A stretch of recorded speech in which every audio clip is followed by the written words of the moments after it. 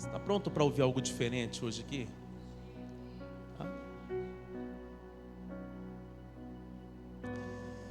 Carta do apóstolo Paulo aos Romanos,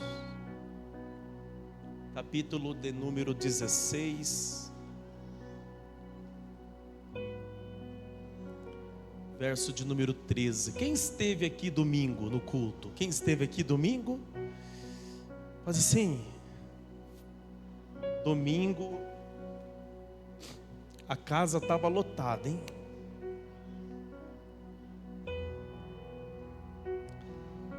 Deus se manifestou poderosamente no nosso meio.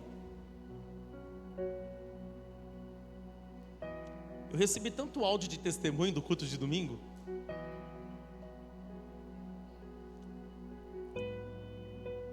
A palavra, ela tem o poder de gerar vida. Ela tem o poder de iluminar os lugares que ainda estão em trevas. A palavra, ela tem o poder de levantar quem está caído.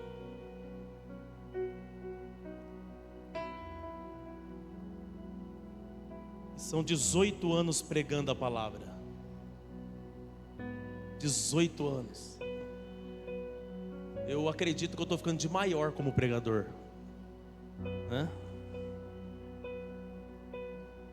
E eu prego porque eu amo, e eu amo o que eu prego. E eu não abro mão disso. Amém. Nós precisamos entender que existe os xiitas e existe os xaatos. Eu acho que eu faço parte da turma dos xaatos. Porque toda conversa que eu tenho com alguém, seja na igreja, no gabinete ou em qualquer outro lugar, eu sempre faço questão de mencionar a Bíblia. Os meus amigos sabem disso. Porque eu acredito que a Bíblia, ela tem resposta para tudo. Quantos acreditam que a palavra de Deus tem resposta para tudo? Eu acredito nisso. E hoje Deus tem uma resposta para nós aqui, amém? Capítulo 16, verso de número 13. A minha versão é RC, filho.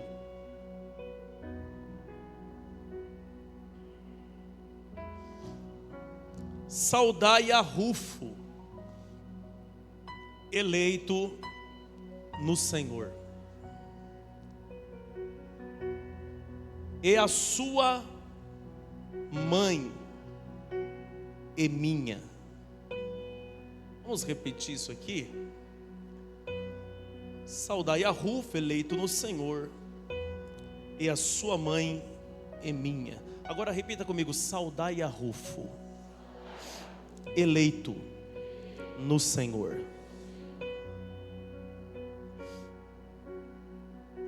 Hoje eu quero ministrar uma mensagem profética para o teu coração com o seguinte tema: desprezado pelos homens, mas escolhido por Deus. Vou repetir: desprezado pelos homens, mas escolhido por Deus. Eu começo com uma pergunta, ou na verdade com algumas perguntas. Quem foi Rufo?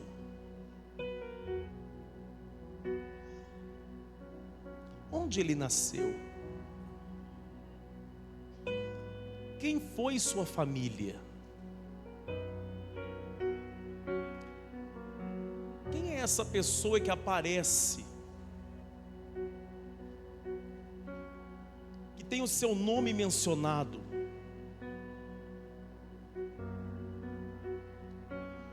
O apóstolo Paulo, quando ele estava concluindo a sua carta, que ele escreve aos crentes que estavam em Roma, por esta razão, essa carta, ela é chamada de carta aos Romanos. Na verdade, essa carta, Paulo, ele não escreve, ele dita a carta. Ele vai falando e o seu cooperador Tércio é quem escreve essa carta. Quando ele está concluindo essa carta, carregada de elementos teológicos, porque aqui ele fala a respeito da justificação da fé. No último capítulo, Paulo faz questão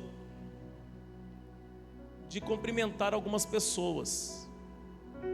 Paulo faz questão de agradecer algumas pessoas. Ele não termina a carta aos Romanos simplesmente dizendo que o amor de Deus Pai, que a graça de Deus Filho e que as doces consolações do Espírito Santo estejam com todos vós. Amém. Não, ele não termina apenas dando uma bênção apostólica. Paulo faz questão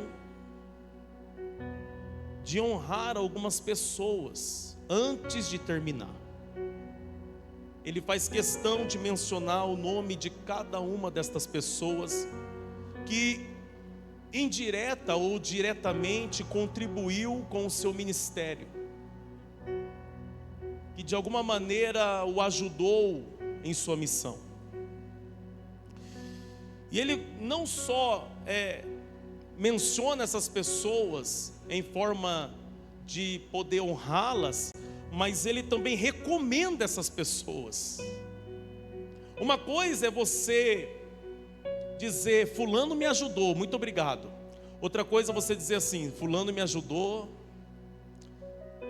eu louvo a Deus pela vida dele e eu recomendo ele. Eu recomendo os seus serviços. Eu recomendo essa pessoa, porque essa pessoa muito me ajudou. Uma coisa é você citar o nome de alguém em forma de poder honrar a pessoa, outra coisa é você recomendar a pessoa, é você indicar a pessoa. Por quê? Porque quando você recomenda, isso revela o grau de confiança que você tem naquela pessoa. É bem verdade que nós estamos vivendo um tempo em que é necessário você conhecer mais a fundo algumas pessoas. Há uma expressão popular que diz que é necessário comer um pouquinho mais de sal com algumas pessoas. Quem já ouviu essa expressão? Vai comendo um pouco de sal com fulano para conhecê-lo. Vai comendo um pouco de sal com fulana para conhecê-la. Então, a proximidade, a companhia e o tempo em que algumas pessoas permanecem ao nosso lado, nós vamos descobrindo algumas coisas a respeito dessas pessoas. Porque nós precisamos entender que uma coisa é a primeira impressão que você tem da pessoa, outra coisa é a convivência, o que essa convivência vai revelar a respeito daquela pessoa. Por quê? Porque existem pessoas que no primeiro momento elas são agradáveis, existem pessoas que no primeiro momento elas são simpáticas, tem pessoas que no primeiro momento elas são maravilhosas, mas com a convivência você vai descobrindo também o outro lado daquela pessoa. Por quê? Porque nem todos nós somos bons o tempo todo. Nem todos nós somos perfeitos em tudo o tempo todo. Não, nós não somos perfeitos, nós somos falhos. Nós cometemos erros. Nós decepcionamos pessoas. Quem está entendendo isso aqui? Então, o apóstolo Paulo, ele vai recomendando, ele vai honrando essas pessoas. E a Bíblia diz, no capítulo 16, verso 13, que Rufo, ele é uma dessas pessoas. Diga comigo assim, Rufo.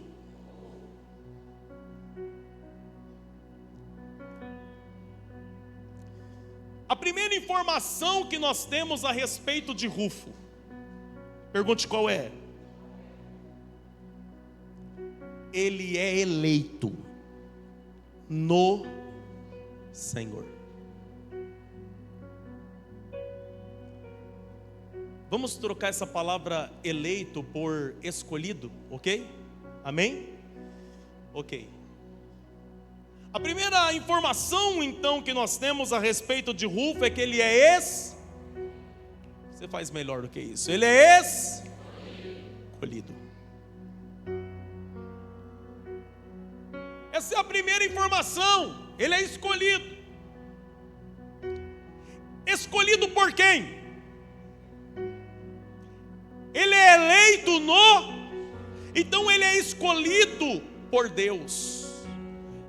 Rufo não foi uma escolha dos homens. Rufo foi uma escolha de Deus. E nós precisamos entender que muitas das vezes Deus, Ele vai na contramão das escolhas humanas.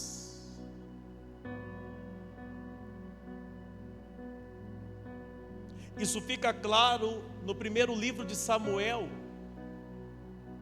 quando Deus rejeitou Saul, rejeitou o seu reinado, e Deus agora escolhe um rei para ocupar o trono de Israel. E Deus então mandou o profeta Samuel na casa de Jessé.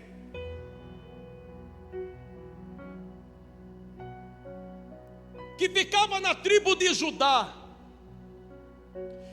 E Samuel então vai na casa de Jessé. Ele sabe que um dos filhos de Jessé é o escolhido para ser a luz de Israel, para ser o rei de Israel. Então quando ele chega lá, Jessé vai apresentando os filhos. Ele vai passando os seus filhos que eram soldados do exército de Israel. Eles eram moços formosos, fortes. E a Bíblia diz que por um momento Samuel quase foi enganado por aquilo que os seus olhos estavam vendo. Pelas características que ele estava enxergando naqueles filhos do Jessé. Formosos, fortes, guerreiros. E a Bíblia diz que ele já pega o óleo e ele vai ungir um dos filhos. Acaso não está diante de mim o rei de Israel? Quando ele olha para Abinadab, Samar. Então quando ele vai ungir, Deus brada no coração do profeta dizendo: quem disse para você que é algum deles o escolhido para ser rei? Nessa sala não está o escolhido. Dentro desta casa, neste exato momento, o escolhido, aquele que eu escolhi para ser a luz de Israel, o rei de Israel, não está aí não.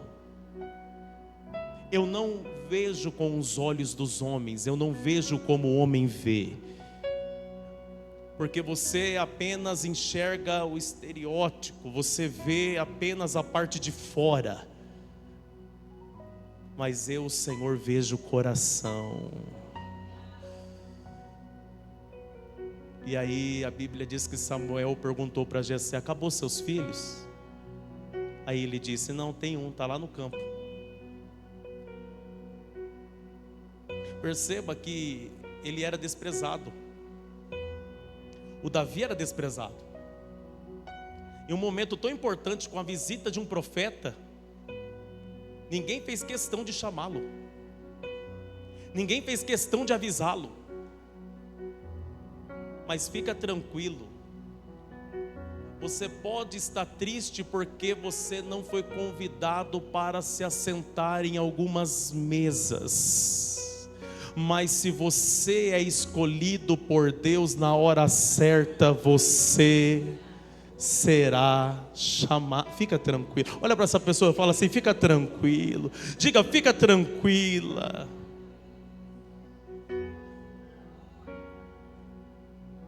Aí Davi chega, é ungido, e você já conhece o desfecho. Então presta atenção. Deus, ele confunde a lógica humana.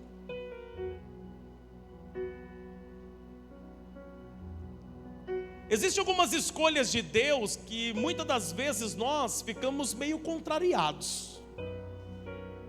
Sim ou não? É? Isso aí? É?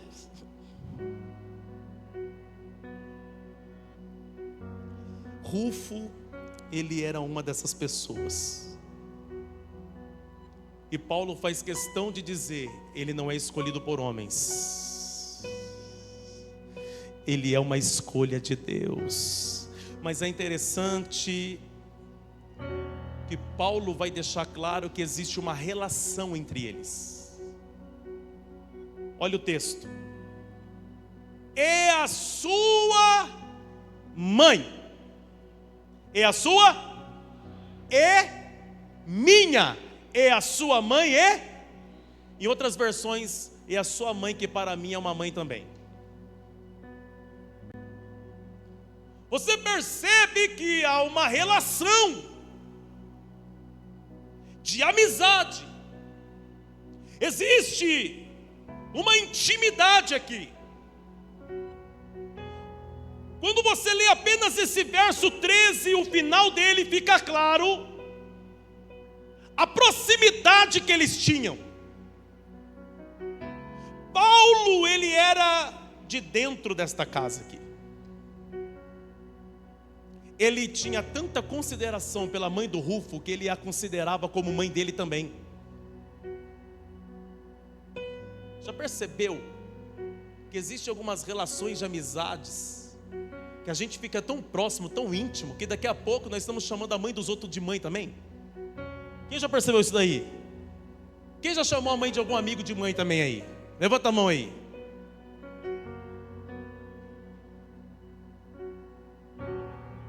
Então presta atenção. Rufo, ele era natural de Cirene, uma cidade que ficava ao norte da África. Uma cidade que ficava, uma região na verdade, que ficava aproximadamente 1.500 quilômetros de Jerusalém. Nessa região havia uma comunidade de judeus africanos, chamado também de Nígeres, ou de judeus negros. Eles habitavam no norte da África. E a origem destes povos, ou deste povo em específico, é interessante, porque aí nós vamos ter que ler Gênesis capítulo de número 10, versículos 6 e 7. Se puder projetar para mim, está escrito: e os filhos de Cã são Cush, Misraim, Put e Canaã. E os filhos de Cush, Seba, Vilá, Sabitá, Ramá, Sabitecá. E os filhos de Ramá, Sabá e Dedã. A origem desse povo começou aqui, ó. Presta atenção. Diga comigo assim: Sabá. Sabá se tornou um reino. O povo de Cush também se tornou um reino, chamado os Cuxitas. Quem está comigo? Depois da divisão das línguas, esse povo se espalhou. O tempo se passa, muitos anos se passam. E aí nós chegamos no primeiro livro dos Reis, capítulo de número 10. Projeta para mim, filho. A Bíblia diz que uma rainha, ela vai visitar Salomão, chamada rainha de Sabá. rainha de Sabá, mas também chamada de Maquetá. Essa rainha de Sabá, ela foi conhecer Salomão. A fama de Salomão se espalhava por todos os lugares. E presta atenção, a Bíblia diz que essa mulher, quando viu o palácio de Salomão, ela ficou fora de si. Quando ela ficou diante de toda a sabedoria que aquele homem possuía, a Bíblia diz que ela ficou fora de si. Esse fora de si aí no original é apaixonada. Um dia você também ficou fora de si. A paixão faz isso. Aí a gente nem percebe algumas coisas. Já percebeu? Já viu? A gente vai, né? Assim, né? Depois. Porque depois a gente vai cair na real, né? Não é verdade? Sim. Sim ou não? Aí, segundo o livro de Quebra-Nagaste, diz que Salomão teve um filho com ela. Você pode dar um Google aí, você vai descobrir o nome dele. Chamado Menelik I, filho de Salomão com a rainha de Sabá.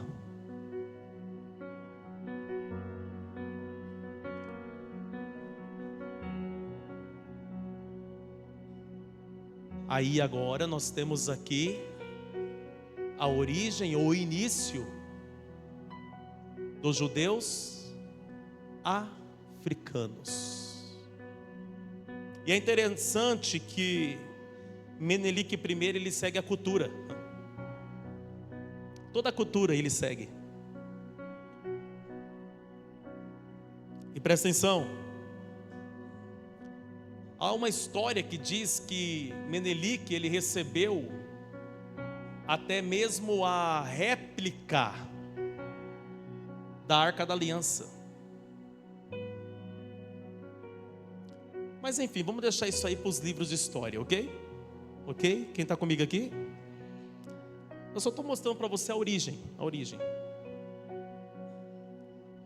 Sendo um judeu africano, seguindo a cultura e a sabedoria judaica, esse menino, quando completou 12 anos, teve o seu bar mitzvah, ou bar baraká, que é aquele momento único na vida de um menino,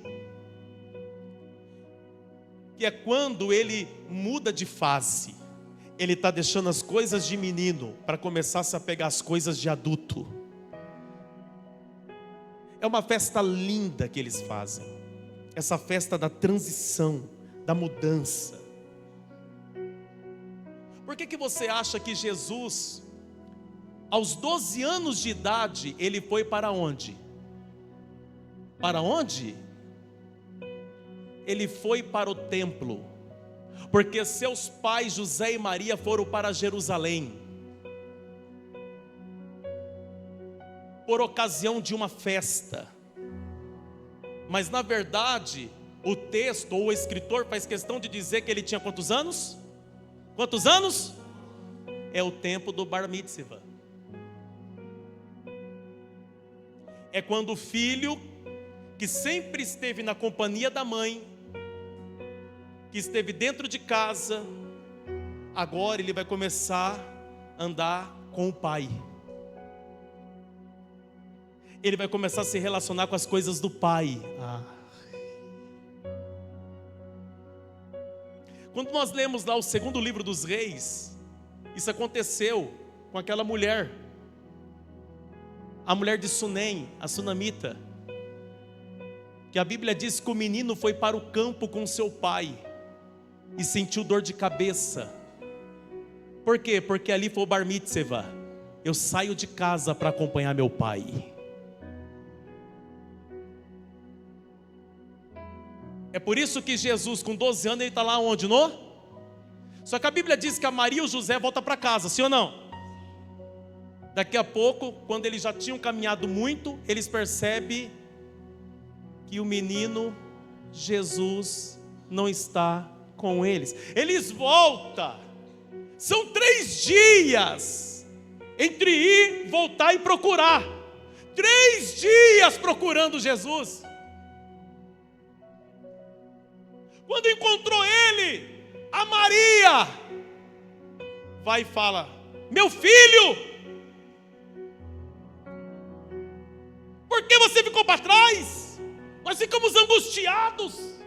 Ele disse assim: eu estou fazendo a vontade do meu Pai.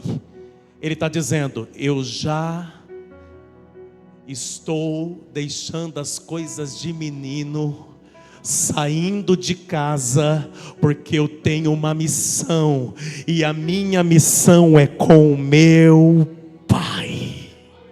Então olha para cá, presta atenção. Todo menino nessa idade ia para Jerusalém. Eles eram apresentados ao Rav, ao rabino.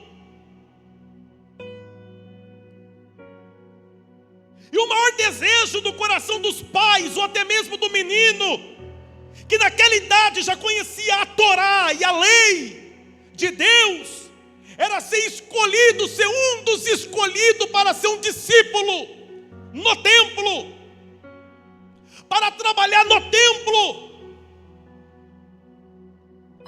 Não está escrito, mas com toda certeza, o desejo desses pais, do pai de Rufo, era que o seu filho fosse um dos escolhidos, ou alguém da sua casa fosse um dos escolhidos.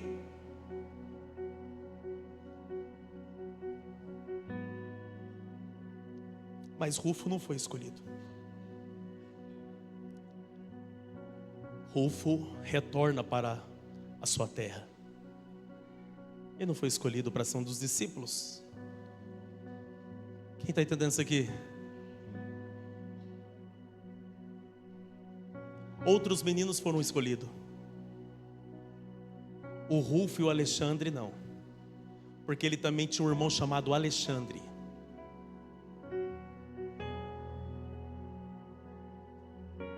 Só que presta atenção. Todo cabeça, cabeça, diga cabeça. Todo cabeça da família tinha a responsabilidade de, na época da Páscoa, ir a Jerusalém.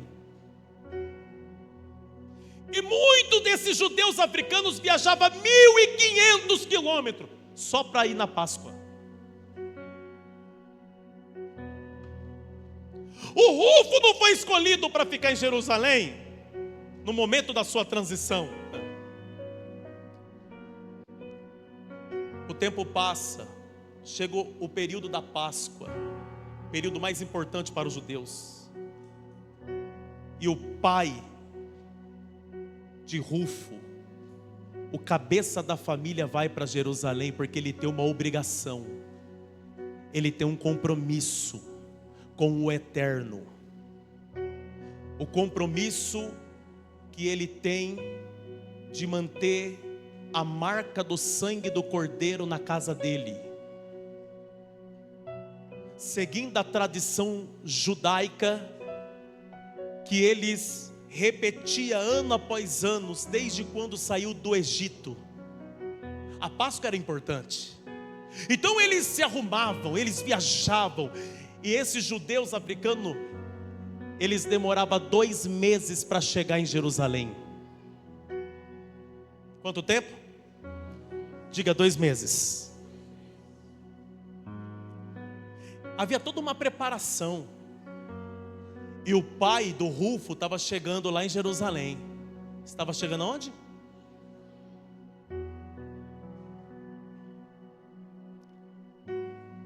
A data era quase 2.000 anos, ou um pouco mais de 2.000 anos. Quando o pai do Rufo vai chegando em Jerusalém, ele percebe que Jerusalém está tendo uma movimentação como nunca teve antes. A cidade está agitada. há um barulho na cidade, há uma movimentação estranha na cidade. Por quê? Porque eles decidiram condenar 3 pessoas.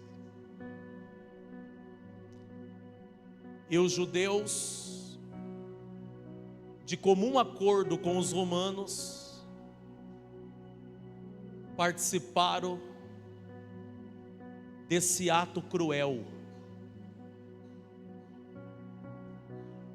Era um momento em que 3 pessoas eram escolhidas para ser crucificada.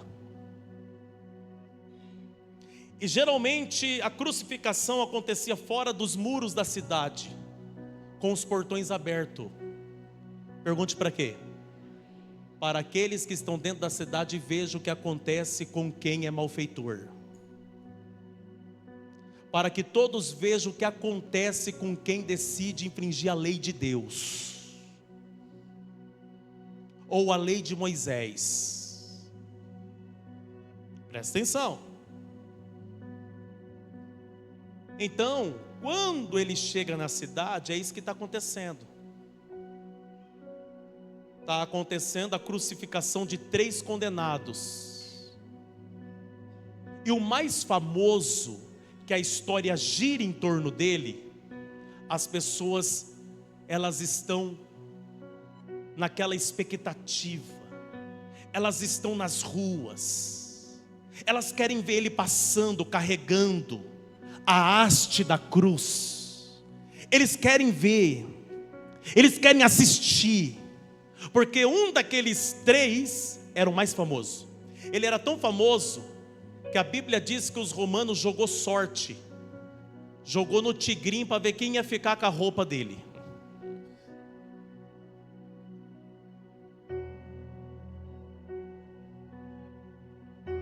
Quando eu estava lá em Jerusalém, a minha guia falou assim: você está vendo esse tabuleiro no chão aí, na pedra? Estou vendo. Foi aqui que os romanos jogou a sorte. Era um tabuleiro, eles jogavam a sorte. E aqui eles jogaram a sorte para ver quem ia ficar com a roupa do judeu famoso, que seria morto naquele dia.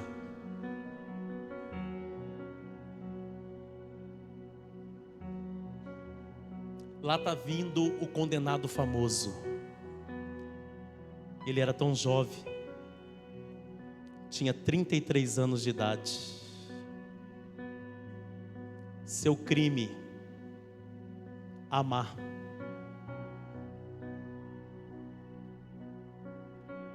Ser misericordioso. Seu crime, curar no sábado. Seu crime, fazer o bem. Lá está vindo ele, todo machucado, 470 cortes abertos no corpo dele. Ele perdeu tanto sangue, que uma pessoa que perde uma quantidade significativa de sangue, essa pessoa não tem força física. Sim ou não? A pessoa, quando ela perde muito sangue, ela não fica fraca? Sim ou não? Quem já perdeu sangue aí? Quem já perdeu sangue aí? Levanta a mão aí, levanta a mão. Quem já perdeu sangue aí? Quem já foi do bang bang aí? Já perdeu sangue, filho? É. Depois que perde muito sangue, dá para correr? Hã? Dá não, né? Não dá. Imagina uma pessoa que está com 470 cortes abertos no corpo. Quem está comigo aqui? Essa pessoa tem força? E ele está tendo que carregar a cruz. E quando você está lá na cidade velha de Jerusalém, que você está passando pela Via Dolorosa, vai tendo uma subidinha assim, ó. É uma rua de pedra. Há uma aglomeração de pessoas. Ele está fraco, ele não está conseguindo carregar. O sangue está escorrendo. Só que o pai do Rufo Ele não foi lá para assistir crucificação de ninguém.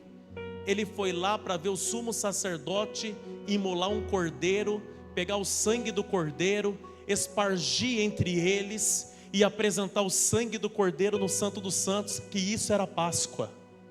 Ele não foi lá para ver um condenado sangrar. Ele não foi lá para ver um condenado ficar pendurado numa cruz. Ele foi lá por causa da Páscoa. Ele foi lá porque ele queria ver aquele animalzinho bonitinho, sem defeito, sem mancha nenhuma, que era escolhido, ficava um ano sendo preparado para ser imolado, e pegava aquele sangue do sacrifício, colocava numa bacia e era apresentado ao Senhor, e o pecado do povo era coberto, e dali um ano eles repetiam aquele ato. Por quê? Porque aquele ato não era definitivo, aquele ato tinha que ser renovado. Ele está lá, por quê? Porque ele quer participar daquele momento. Então ele está lá, tudo que ele quer é estar ali no meio daqueles judeus, participando daquela festa, comendo erva amarga, porque foi isso que seus pais comeram lá no Egito antes de sair. Era isso que eles queriam. Ele queria, era só um pinguinho do sangue daquele que estava naquela bacia do cordeiro. Quando o sacerdote pegava o isopo, molhava e fazia assim, ó, entre eles, tudo que ele queria era uma gotinha, para chegar na casa dele e falar assim: ó, eu estive em Jerusalém, eu estive na Páscoa, os nossos pecados foi coberto pela misericórdia de Deus. Olha aqui, família, era isso que ele queria. Ele não está lá para ver condenado nenhum, ele não está lá para ver nada. Não, ele quer ver o cordeiro, o animalzinho, ele quer ver. Quem está entendendo isso aqui?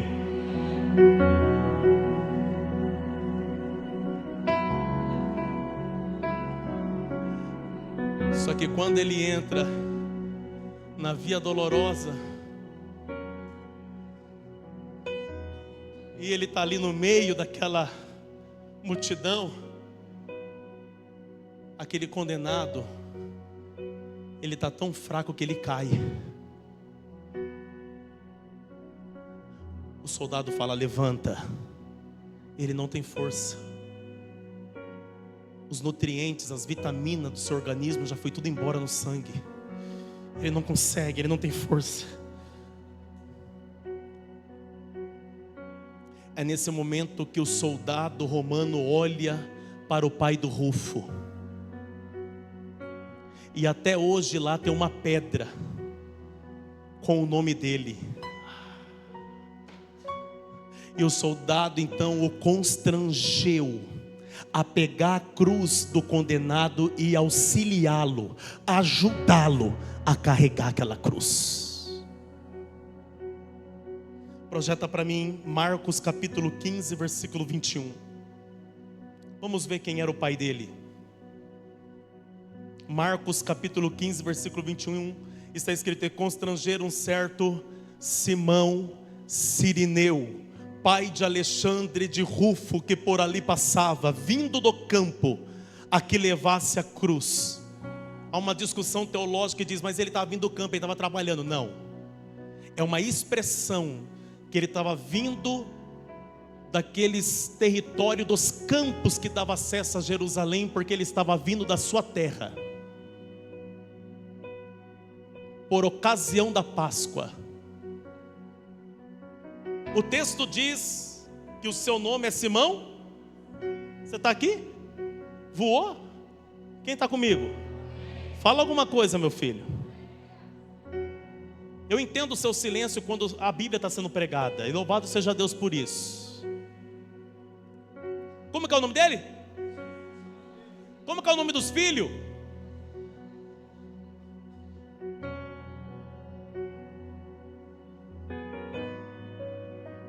Ele não está ali para isso, mas ele é obrigado a fazer isso.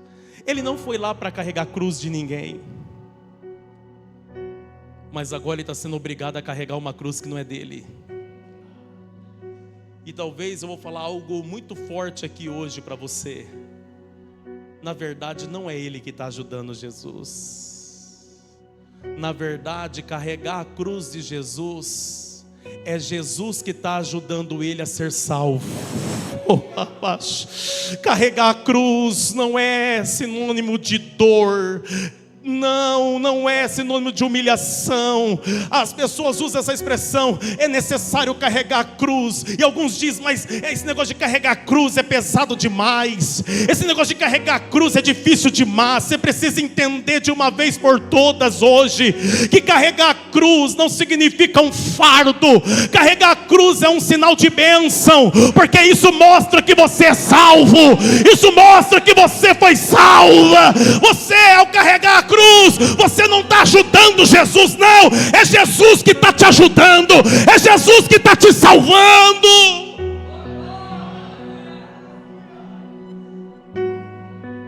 Você consegue imaginar a cena dele ajudando? Quem consegue imaginar a cena? Consegue? Levanta a mão aí, quem consegue? Aí ele vai lá ajudar. Só que aquele homem, o nosso Salvador Jesus, está banhado de sangue. Quando ele vai ajudar, não tem como ajudar uma pessoa ensanguentada e não ter a marca do sangue. Deixa eu falar, não tem como carregar a cruz e não ter a marca do sangue daquele que foi pendurado nela. Não, eu preciso falar isso para você. Se você carrega a cruz é uma bênção, porque isso mostra que você tem a marca dele na sua vida. Você tem a marca do sangue dele em você. Ele só queria um sanguinho ali, uma gotinha daquele animalzinho perfeito. Mas agora a roupa dele foi suja, foi manchada. E eu posso falar? Tudo aquilo estava programado no céu. Deixa eu te falar, tem coisas que você acha que é humilhante para você, mas eu posso te garantir que já havia uma programação celestial para você passar por aquilo. Eu vou repetir isso aqui. Pergunte por quê? Porque quando você vai em Jerusalém, você descobre que o Simão só ajudou a carregar a cruz 50 passos. Daqui na porta. E quando você lê, você acha que ele foi até lá na cruz, né? Você acha que ele foi até lá no Calvário. Você acha que... Quem está entendendo isso aqui? Pastor, quer dizer que ele foi constrangido? Quer dizer que ele foi humilhado? Tanta gente ali para ser escolhido, para fazer algo tão humilhante, e justo ele, só para dar 50 passos. Olha para essa pessoa e fala: agora a noite ficou profética.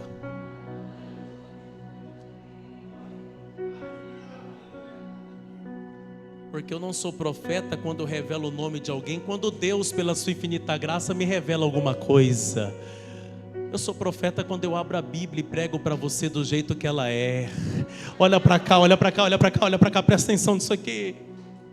Por que agora a noite vai ficar profética? Diga assim: é constrangeiro.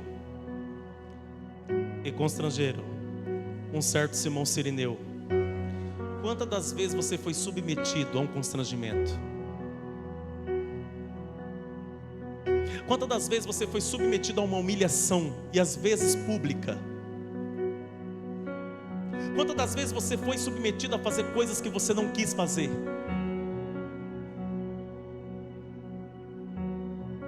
Quantas das vezes te obrigaram?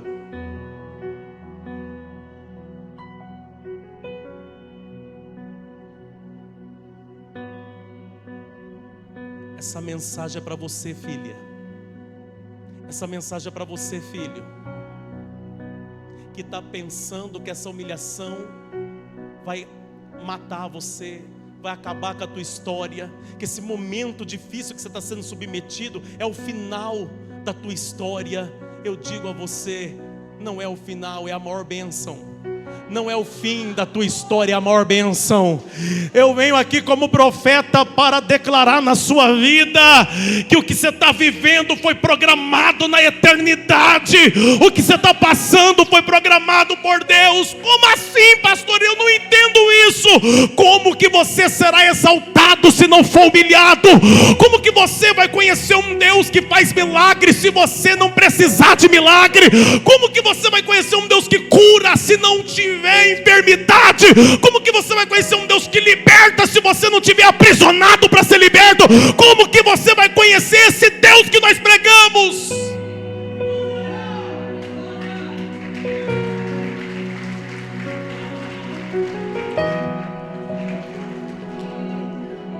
Você já foi humilhado, pastor? Eu só estou aqui em cima porque eu já fui muito humilhado.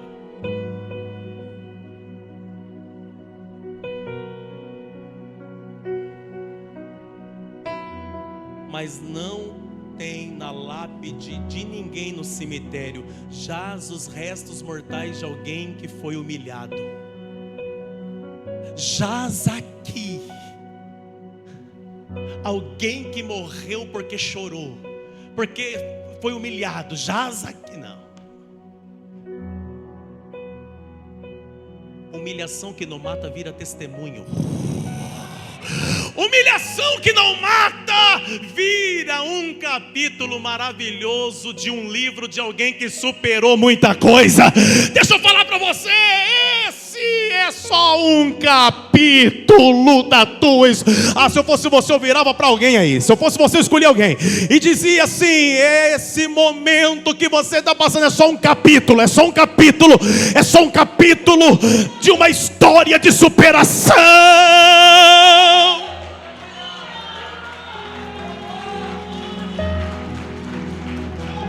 Você precisa entender que é esse capítulo difícil que vai tornar você um dos maiores e melhores empresários.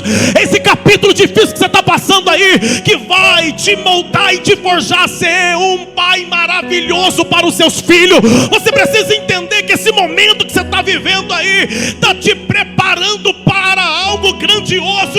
E esse momento que você está vivendo, que muita gente está olhando e você está se achando humilhante, está achando que é humilhante. Você precisa entender que depois desse momento as pessoas nunca mais vão esquecer do teu nome. Depois desse capítulo as pessoas vão lembrar de você.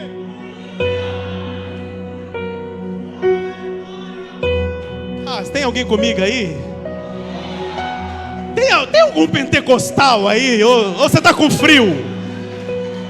Abre a boca, fala alguma coisa, meu filho.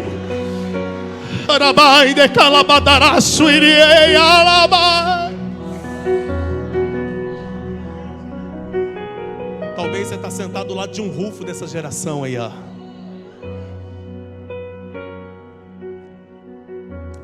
Sabe o que é interessante sobre algumas pessoas? É que as pessoas olham para você e nem imaginam como que você conseguiu chegar onde você chegou, cara.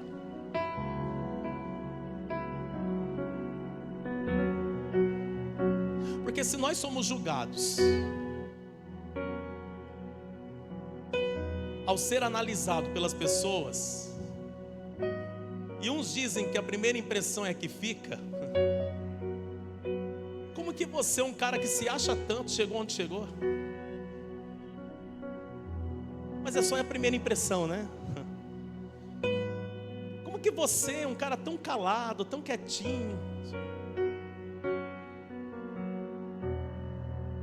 é que às vezes seu nome vai ficar conhecido, ou a sua marca vai ficar conhecida, sem você abrir a boca.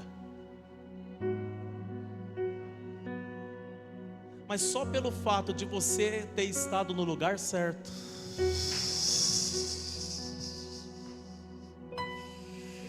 ter ajudado a carregar a cruz certa, aleluia. Tem pessoas que eles querem ficar conhecidos gritando, né? Já viu? Ele quer gritar, ele quer... Eu sou fulano, eu sou fulano.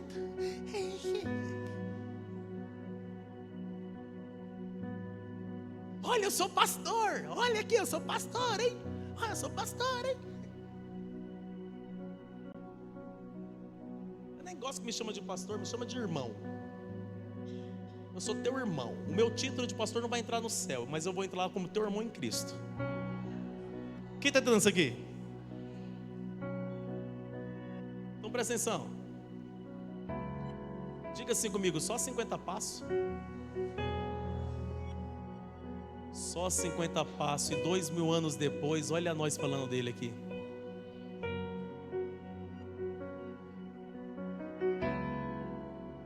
Diga para essa pessoa aí, só 50 passos.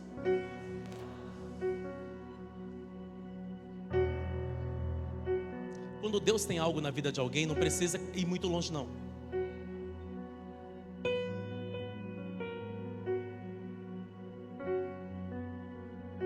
Ele ajuda. A pergunta é, como que ele fica depois que ele ajuda? Será que foram pedir autógrafo para ele? Será que alguém quis tirar uma selfie com ele, hein, Lineker? Será que alguém quis postar no Instagram que esteve com ele naquele dia?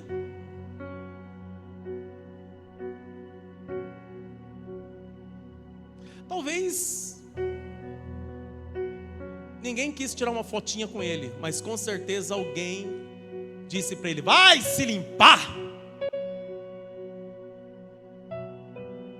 vai se limpar do sangue desse imundo, porque Jesus era chamado disso naquele dia. Vai trocar de roupa, tá com o sangue desse malfeitor aí.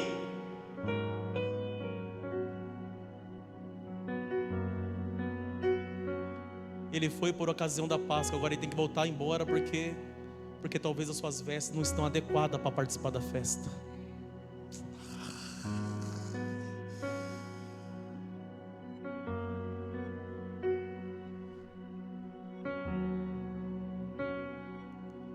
Condenado, foi crucificado, morreu na cruz e foi sepultado.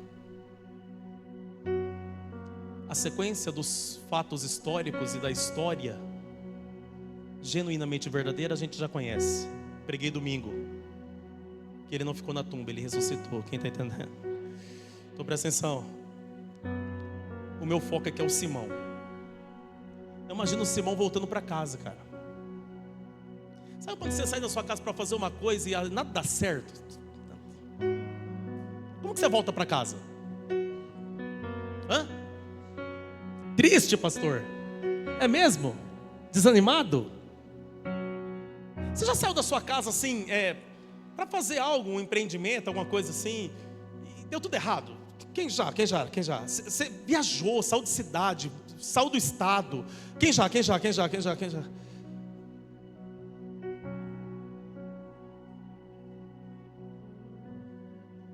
É tão difícil depois você ter que encarar as pessoas, né? Que você disse que ia fazer tal coisa e daqui a pouco deu tudo errado. Não é difícil? Sim ou não?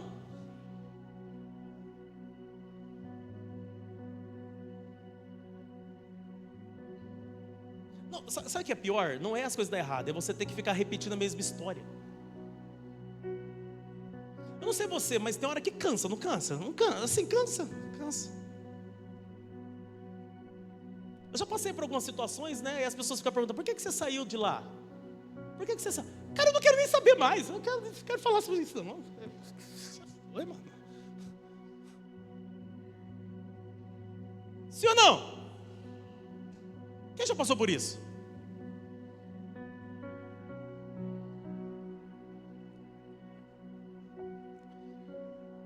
Mas ele volta. Ele não deve satisfação para os vizinhos, mas certamente essa história tinha que ser contada para os filhos dele, o Rufo e o Alexandre. Então vamos lá, eu imaginei ele chegando em casa, né? E aí, pai, como que foi a Páscoa? Então, Jerusalém estava agitada,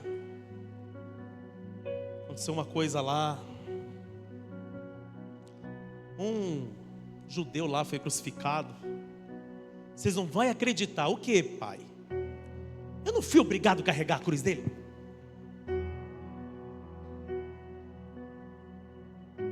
Imagina ele tirando, ou já estava numa sacola, não sei, né? Era 2 meses para ir, 2 meses para voltar. Imagina ele pegando a túnica. Falou assim, ai, lava isso aqui. Ai, manchou tudo, manchou.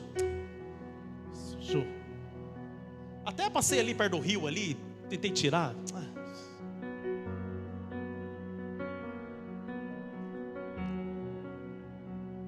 Eu imagino o Rufo. Agora eu vou usar a mente do pregador, ok? É uma conjectura, não está na Bíblia.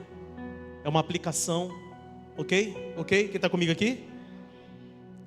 Sem ferir os textos. Presta atenção. Eu imagino o Rufo perguntando, pai, como que ele era? Não tinha aparência e nem formosura. Olhávamos para ele e não tinha nada nele que fazia a gente desejar a amizade dele. Espera aí, pai. Eu sou conhecedor da Torá e dos profetas, e da lei e dos profetas. Isaías profetizou o quê? Que o nosso Mashiach, quando ele se manifestasse, não teria aparência e nem formosura. Os homens olhariam para ele e não o desejaria. Ele se parece muito com aquele que foi profetizado. Como que ele estava, pai? Ele estava todo moído, porque bagaçaram com ele, mas rebentaram com a carne dele. Ele estava moído, pai? Estava. E como que estava as pessoas? Uns diziam que ele era um malfeitor, um bandido que tinha que morrer, mas tinha umas mulheres lá quebrantadas. Se eu não me engano, o nome de algumas era Maria. Elas estavam dizendo, Hosana, ora vem, Senhor Jesus. Jesus era o nome dele, Então vamos para o original do nome. Peraí, Jesus é o mesmo que Oséias lá no Antigo Testamento, porque Josué, que foi escolhido por Moisés para entrar com o povo na terra prometida, o nome dele não era Josué, era Oséias. E o que é Oséias? Salvador, que também dá origem ao nome Yeshua, que é aquele que salva. Peraí, pai, tem alguma semelhança aí? O nome dele era o quê? Ele era chamado do quê? Como que era o nome dele? Era Yeshua, aquele que salva. Vamos lá, você está comigo aqui? O nome dele que significa aquele que salva. Não, peraí, é aquele que salva, tem característica do Mashiach. Então peraí, Isaías profetizou que ele foi moído pelas nossas transgressões, ferido pelas nossas iniquidades.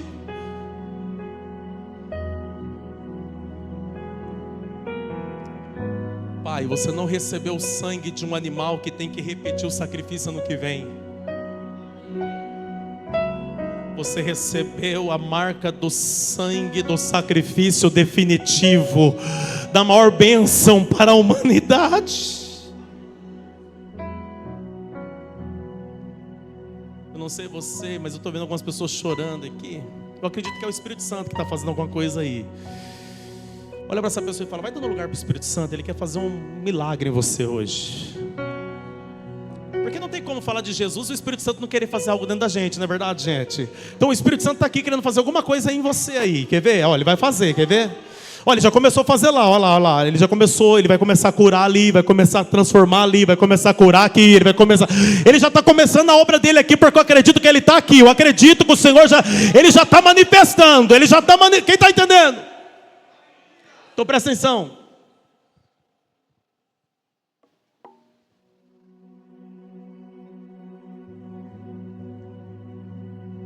Sabe esse Rufo aí? Sabe essa família? Eles voltam para Jerusalém.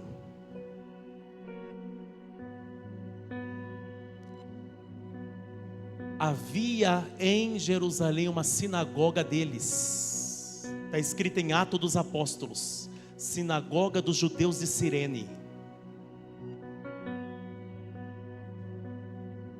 Eles retornam, mas o Messias já morreu e ressuscitou. Só que aquilo que ele tinha iniciado, estava ganhando força. Aquilo que ele iniciou agora, através dos apóstolos, está ganhando forma. Está se transformando em uma igreja. Está se transformando em uma? Está se transformando em uma?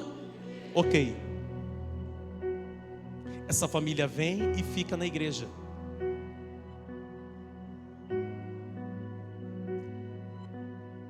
Essa igreja é perseguida. E um dos perseguidores dessa igreja foi um homem chamado Saulo. Pensa num camarada que matava crente. Só que aí Jesus encontrou com ele. Porque Jesus gosta de encontrar uns valentes no meio do caminho. Aí Jesus foi lá e salvou ele. Aí ele se arrepende dos pecados e ele quer virar pregador. Porque é assim, né? Quando a gente aceita Jesus, que Jesus faz uma obra linda na nossa vida, a gente quer testemunhar para o mundo, sim ou não? Sim ou não? Quem um dia quis falar o que Jesus fez na sua vida? Quem? Faz assim, faz assim. Assim. Ok. Aí ele chegou lá na igreja do Pedro. Pergunte quem? O Saulo. O Saulo chegou lá na igreja do Pedro. Aí os irmãos falaram assim: ô Pedro, o nosso irmão Saulo quer dar um testemunho. Sabe o que o Pedro fez? Meu amigo Antônio Miquinove. O Pedro fez assim: vai para lá, vai para lá, vai para lá. Vai testemunhar coisa nenhuma aqui não. Você sabia que o Paulo, que foi Saulo, Saulo significa grande homem, Paulo significa pequeno homem. Quem está entendendo? Então você não tem um encontro com Cristo para se tornar grande, você tem um encontro com Cristo para se tornar pequeno, porque grande é Ele na sua vida. Eu vou falar, segura aí. Tudo certo, filho? Tudo na benção? Olha para cá. Então presta atenção. Rapaz, agora eu olhei lá, não tem um relógio. Cadê o relógio lá para mim ver a hora para me acabar? Cara, eu estou pregando aqui, cara. Vocês... Meu Deus, cara, já é... Meu Deus, vamos orar, gente. Acabou o culto.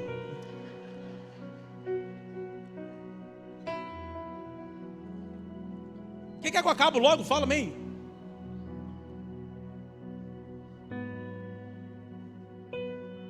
Mas fica de pé aí já. Fica de pé para nós.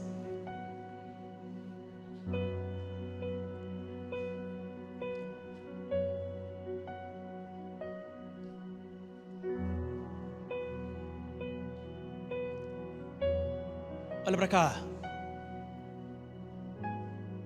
Sabe, o Paulo foi desprezado da igreja.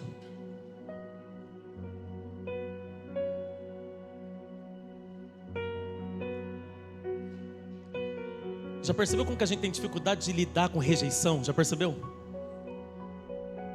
Ninguém gosta de ser rejeitado.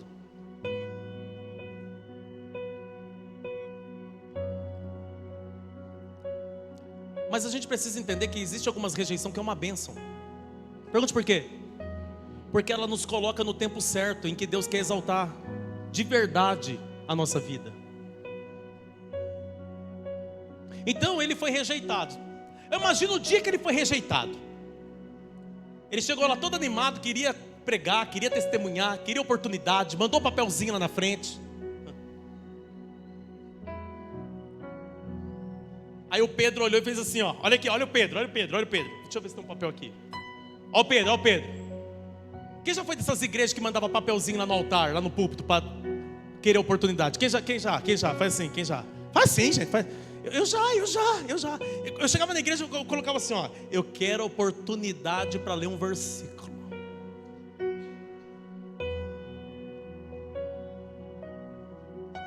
Ó o Pedro. Valmir, ó o Pedro.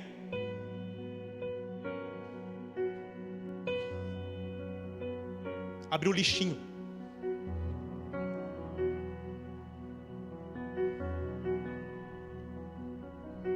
Olha o Paulo saindo da igreja.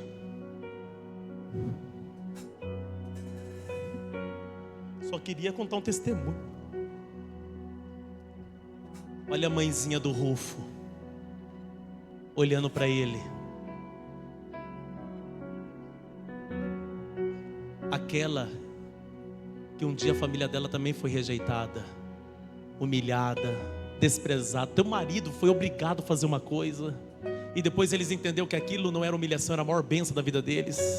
E eu vou te falar, só entende um rejeitado quem um dia foi rejeitado também. Só entende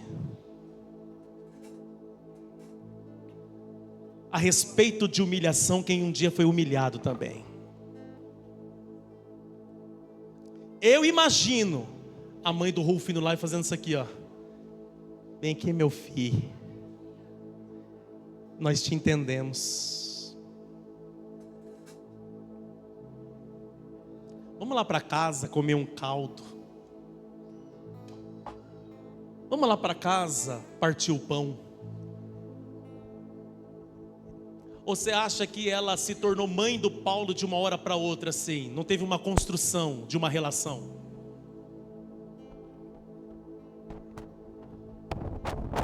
Agora o Paulo começa a fazer parte daquela família. E ele entendeu que aquela família não era uma escolha de homens, era uma escolha de Deus. E aquilo que começou com uma humilhação se tornou a maior bênção para aquela casa, se tornou a maior bênção para aquela família. Pastor, qual é a palavra profética de hoje? Porque eu vim para ouvir uma palavra profética. A palavra profética é essa. A palavra profética nessa noite é: esse tempo, esse momento que você está vivendo, vai se tornar a maior bênção de Deus na sua vida. Essas lágrimas vai se tornar a maior bênção. Essa dor vai se tornar o maior testemunho. Oh, aleluia, aleluia. Esse momento que parece ser um fracasso, que parece ser uma perda, não é uma perda, é um ganho. O senhor está falando isso, mas o senhor não sabe o que eu tive que abrir mão. Porque talvez eu estou pregando para algumas pessoas aqui que humilhação para você foi ter perdido aquela casa, aquele imóvel que você sonhou tanto, você lutou tanto, e por conta de algumas dívidas você teve que vender, abrir mão. Talvez para você humilhação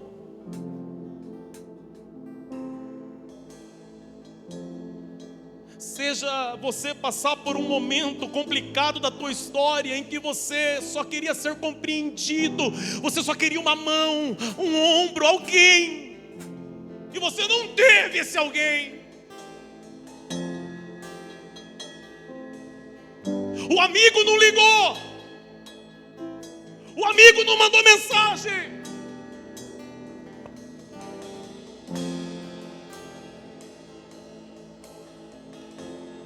Tudo que você queria era uma pessoa.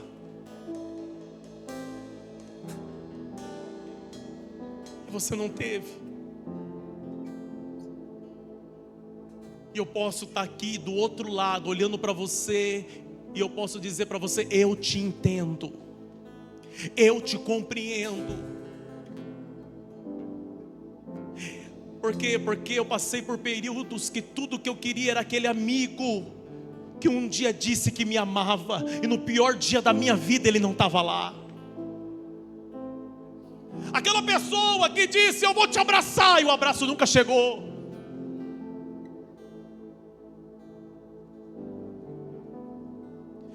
Mas hoje, voltando de São Paulo, de madrugada, o Espírito Santo veio ministrando o meu coração, e o Espírito Santo falou assim no meu espírito, e eu tive o discernimento na hora. Ele disse para mim: você precisa fazer as pazes com a sua história. Faça as pazes com a tua história.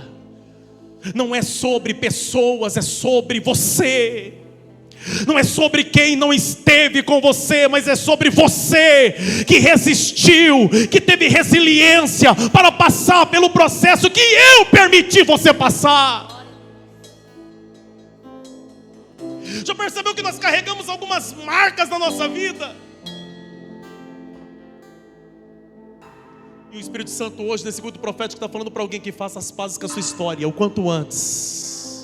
Porque o dia que você fizer as pazes com a sua história, você não vai ficar mais com mágoa de ninguém, você não vai ficar com mais raiva de ninguém, você não vai culpar mais ninguém, porque você já entendeu que ninguém tem culpa, porque não esteve com você no dia da tua dor. Ninguém tem culpa.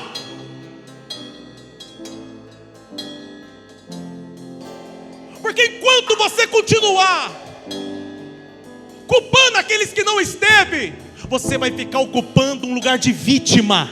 E Deus hoje trouxe você nesse culto para tirar você desse lugar de vitimismo. Hoje você precisa entender que existem alguns processos que é bênção, não é maldição.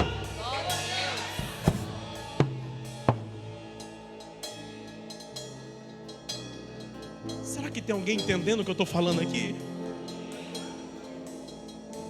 Olha para essa pessoa hoje em nome de Jesus e fala assim: sai desse lugar de vítima. Fala, em nome de Jesus, fala: sai desse lugar, esse lugar não te pertence.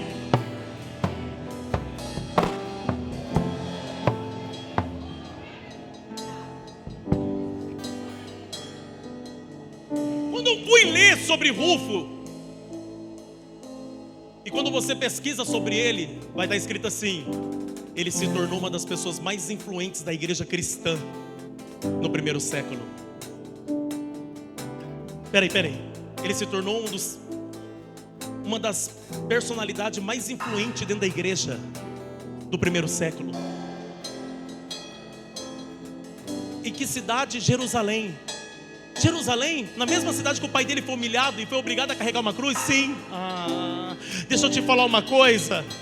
Vai ser no mesmo lugar aonde você foi humilhado que a tua família será abençoada. E eu vou profetizar: tem pessoas aqui que você vai ficar aqui só um período, Deus vai te levar de volta naquele estado, Deus vai te levar de volta naquela cidade, Deus vai te levar. Por quê? Porque um dia você foi humilhado, mas é no mesmo lugar que o Senhor vai te exaltar. Oh, aleluia! É no mesmo lugar que você recebeu uma negativa naquele contrato. Já vai preparando o teu coração, porque aquele contrato negado, ele era pequeno perto dos contratos que virão. Aleluia! Eu estou profetizando os lugares que não te deu oportunidade. Com você pedindo, são os mesmos lugares que vai te dar oportunidade te convidando.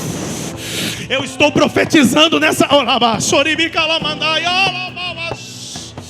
Será que tem alguém recebendo aqui? Então vai recebendo nessa noite, porque Deus está te levando para um novo tempo. Deus vai estabelecer uma nova estação na tua vida, e essa estação será uma estação em que você vai lembrar de tudo que você viveu e não vai mais sentir dor nenhuma. Na verdade, o que você vai sentir vai ser alegria. Deus vai alegrar teu coração, Deus vai alegrar tua alma.